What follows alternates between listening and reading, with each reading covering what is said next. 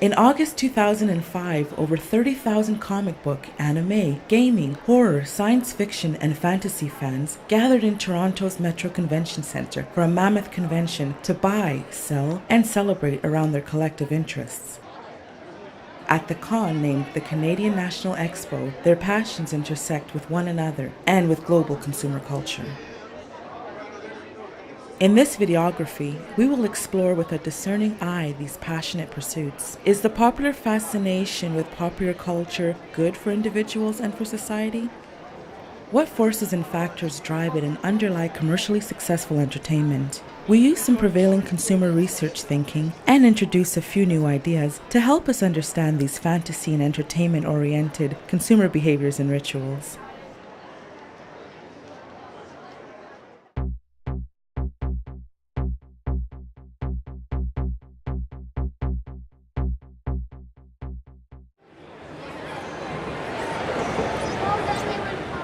Staring into the familiar and yet ever new eyes of entertainment culture, we are made like kids again. Consumer researcher Russell Belk wrote about a similar infantilizing tendency he found among consumers in Las Vegas casinos. The presence of screens, of nostalgic memorabilia, and of expensive toys for children of all ages bespeak connections that once made linger well into adulthood for some. Neil Postman, Jerry Mander, Kelly Lawson, and other social commentators were concerned that, as a consumer society, we are amusing ourselves to death. The lurid colors and suggestive titles of comic books magazines and movie posters and their variety of sexual and violent escapism suggest that these forms of entertainment pander to the most basic, primal urges of human being. Perhaps that is why they tantalize us. As we use a bird's eye view to observe these consumers, we can notice the promenading that occurs and a hypervigilant hunter-gatherer type of behavior, which is fans seeking titles they are interested in, combined with a more general seeking for new pleasures through browsing. Add in bargain hunting, for comic books are collectible investments that appreciate, and you have a sophisticated market and professionalizing of consumption. Observe how this young man in black t-shirt and jeans hesitates, but also seems drawn, eager to examine the comic boxes. He wonders, he approaches, he examines.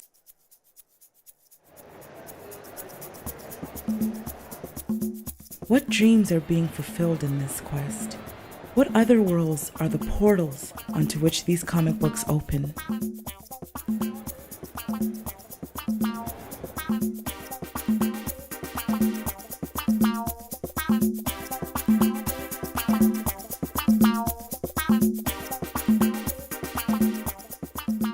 The convention also reveals tensions between the frivolity of exuberant consumption and the cautions of frugality.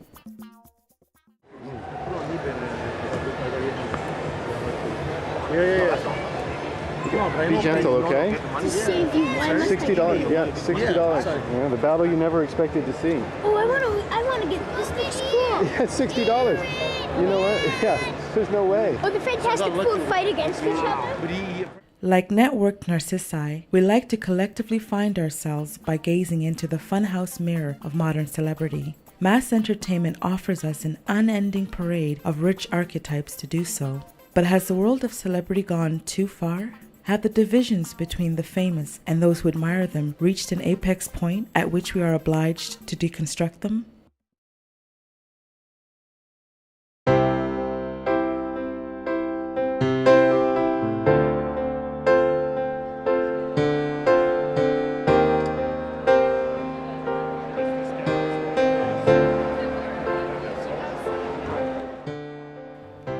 At the Canadian National Expo Convention, the Autograph Alley extended for over a city block. Attendees approach these booths, and for a fee, usually $25, they can buy a glossy photograph from the star's assistants, offer greetings and admiration, have their 8x10 glossy personalized with a signature, and perhaps pose for a photograph in joining them with the star.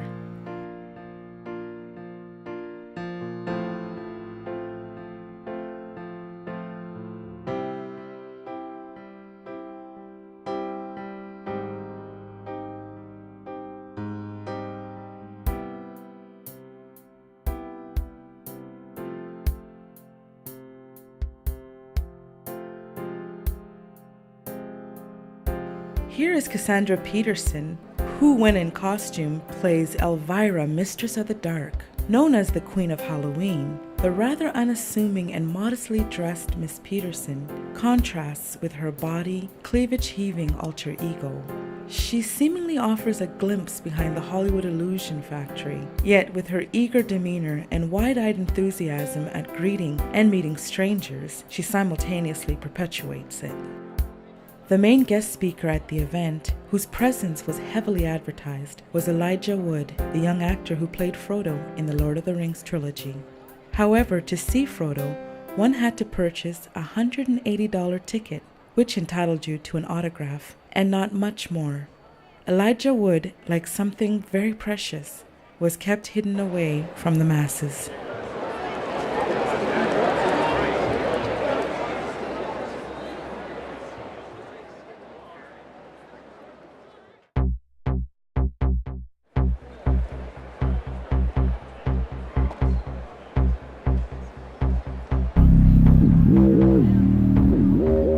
As Neil Postman points out, Huxley's Brave New World posits a potentially more frightening future than Orwell's 1984. Huxley, he said, feared we would become a trivial culture preoccupied with some equivalent of the Feelies, the Orgy-Porgy, and the centrifugal Bumblepuppy.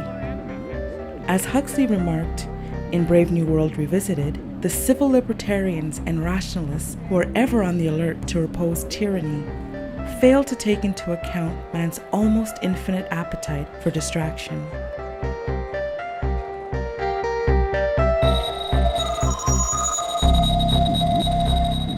Taken to an addictive extreme, pleasure, what we love, could be our downfall as a society.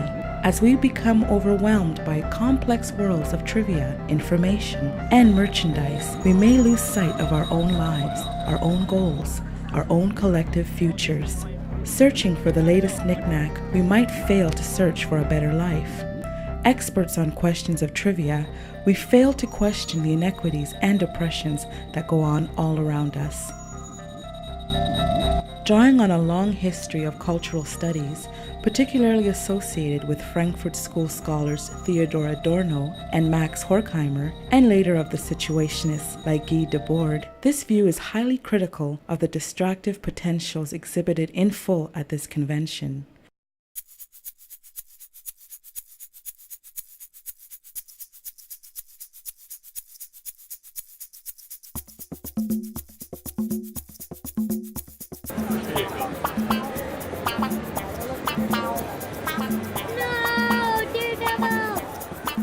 Play.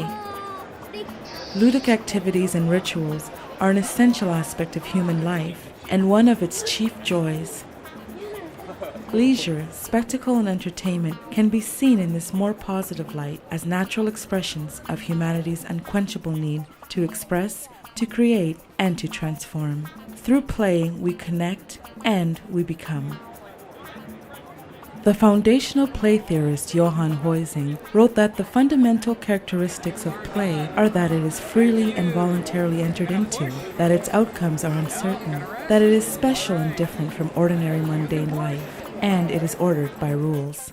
During play, players enter a magic circle, a set-apart conceptual space that serves as the social setting for the game. The convention's many game spaces were like concentric circles and acculturating microclimate where game instruction went alongside new product introduction like Batman with Robin. Free instruction in card games, in board games, in video and role-playing games was commonplace, and there were giant tournaments of games such as Yu-Gi-Oh! What, we might wonder, is the attraction of all these new games? There's a variety of different things that would attract people to Warhammer, and it's a very broad spectrum hobby. Because all of these things come unassembled and unpainted, you have a really great option of personalizing your own army based on how you paint them. I mean, when you buy stuff that's pre-built and pre-made by someone else, it's very much, they're all the same. But when you put your own hand into painting these things, it becomes yours, it becomes unique, and it becomes special.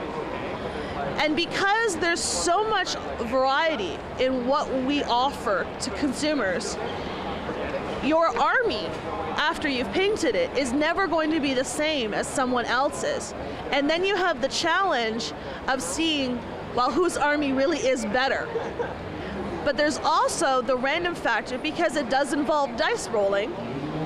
The dice can be hot, the dice can be not, and a really good army can fail based on Lady Luck being what Lady Luck can be. So, an integral facet of this convention's combined focus on gaming, comic books, fantasy, science fiction, horror, and anime is its intense focus on the world of arts, in particular visual art.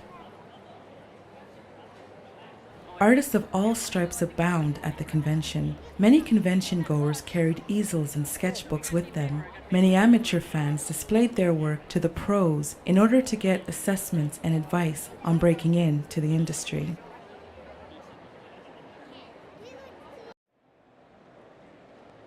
Art is for sale, celebrated, and ubiquitous. And artists such as this painter frequently drew an appreciative crowd around them. What is the connection between fan consumption at the convention and the production of art? When I was young, there was not many conventions at all. Okay. So I really didn't get into the convention thing until about 10 years ago, when I started making my own comic books and my own artwork. So it was an outlet, which was great, so I could meet people and network and everything. But what got me into drawing and painting and sculpting were the films, were movies. Yes. Very, very early on, it was the Batman TV series when I was like 6 years old. I loved that. And then Star Wars came along and changed everything. So, and now we've got Lord of the Rings. Right. So there's a lot of influence from entertainment, really. That's what pulls artists up and gets them showing their work, I think, because you're influenced by everything that you see. There's been so many things that have been done. It's just reinterpreting old things. I mean, that's what happens to the biggest filmmakers. You get George Lucas gets inspired by Kurosawa films and makes Star Wars. So, and Peter Jackson loves Lord of the Rings, so he ends up being the one to make the films. So when those guys were young, if they had conventions to go to, I'm sure they would have been, totally into it. So. So is the convention and its stargazing commercial culture a breeding ground for production? Is it actually fulfilling a valuable social role of myth-making with its inspirational social comments and creative expressions?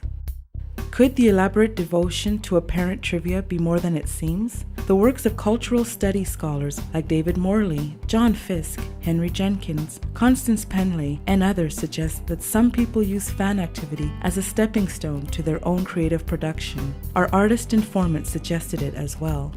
We might suggest more attention to the degree and type of participation that is occurring in fan consumption may be warranted before reaching a verdict on the ever-popular amusing ourselves to death hypothesis. Still, there may be some criticism warranted on the level of entire cultures and societies, and in terms of damage done to individuals. But this must be countered with the understanding of the negative effects of stigmatization.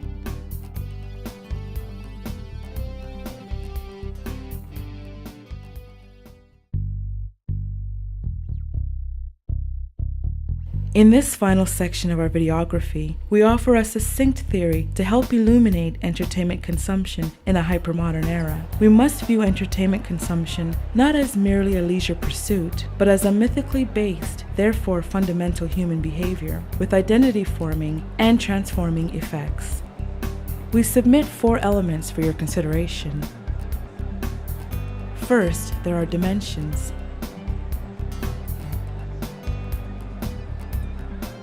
As the convention portrayed here abundantly illustrates, there is much complexity, variety, and detail in the fantasy worlds created by contemporary entertainment conglomerates. They are viewed and consumed as complete worlds unto themselves, with their own rules and rulers. Secondly, there is desire. The worlds are not only deeply detailed, but desirable to the consumer. They engage the consumer's own fantasy life. This type of engagement can take on at least two central forms. One is an aspect of heroism or morality in which the consumer learns lessons about how to conduct themselves and how to lead a good life. The other is about success and personal power, and teaches the consumer how to be admired and to gain access to resources, leading to ego gratification. Dimensions and desires are internalized elements that can be consumed individually. The next element links this internalized form to broader social reality. Division is based on the idea that the entertainment culture manifests in levels of hierarchies in the social world. These divisions exist between producers and fans, between major and minor stars, between game champions and game losers, between professional and newbie fans, and so on. These divisions can intersect with and also cut across lines of class, knowledge, and expertise.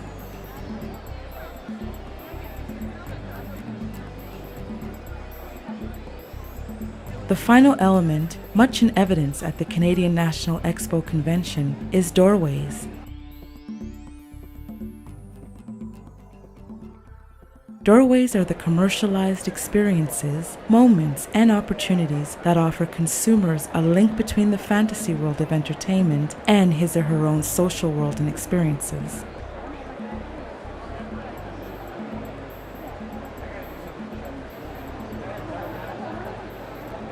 This videography of a 30,000-person convention explores some of the tensions posed by a study of entertainment-focused commercial culture. Are these consumer leisure activities a healthy expression of plain creativity linked to art and to learning? Or are these interest illusionary fantasies, siren songs distracting these people from engaging in their own lives and allowing them to be manipulated by other powerful interests? Our collective obsession with entertainment and consumption will mark our current era as surely as obsessions with kings, warfare, and religion marked earlier ages. This videography offers a guide to understanding what underlies the personal and collective fascination with entertainment culture. At the convention, the productions manifest four important elements: considerable complexity and depth, an ability to engage consumers' own fantasy worlds, multiple levels of hierarchy, and commercial moments when the inner and outer fantasy world meet. Through a deeper knowledge of these and other aspects, we can continue to explore and build upon our understanding of these important and perhaps even central forms of contemporary consumption.